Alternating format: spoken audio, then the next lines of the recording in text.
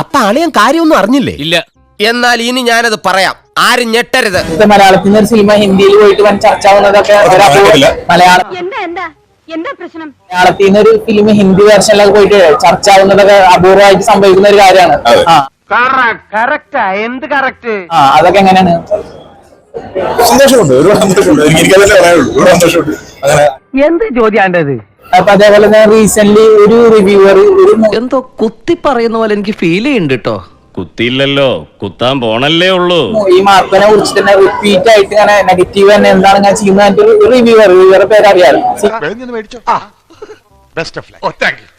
Agent reviewer. അതാണ് അപ്പൊ അദ്ദേഹം റിപ്പീറ്റ് ആയിട്ട് ഈ മൂവിയെ കുറിച്ച് റിപ്പീറ്റ് ആയിട്ട് തന്നെ പറഞ്ഞുകൊണ്ടിരിക്കുന്നുണ്ട്. അദ്ദേഹം ഞാനൊന്നും പറഞ്ഞിട്ടില്ല. മുതലാളി ഒരു പ്രാവശ്യം പറഞ്ഞിട്ടുണ്ട് ബോട്ടിൽ വെച്ചേ, മുതലാളി മറന്നുപോയതാ. അദ്ദേഹം മാത്രമാണ് പറഞ്ഞുകൊണ്ടിരിക്കുന്നത്. ഇതൊക്കെ കേൾക്കുമ്പോ എങ്ങനെ തോന്നുന്നത്?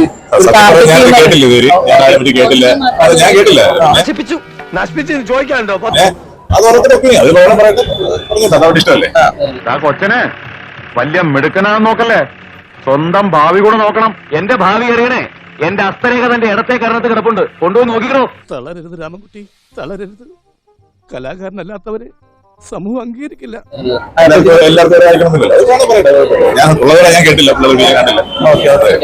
വല്ല കാര്യമുണ്ടോ? എന്തിനാണ് ഇങ്ങനെ ഇല്ലാന്ന് നടക്കണേ? അതേപോലെ ഇത്രയും വയലന്റ് ആയി കൂട്ടായിട്ട് ഫിലിം ചെയ്യുന്ന ഡയറക്ടർ ഇൻട്രോവേർട്ടാണ് ഒരു ചർച്ച. ചിരിക്കണം. എന്താ ഒരു വലിയ തമാശ പറഞ്ഞതല്ലേ, ചിരിക്കണമെങ്കിൽ ചിരിക്കാം. കിട്ടേണ്ടതൊക്കെ കിട്ടിയല്ലോ, സമാധാനമായല്ലോ. അപ്പൊ ഞാൻ ഇറങ്ങട്ടെ.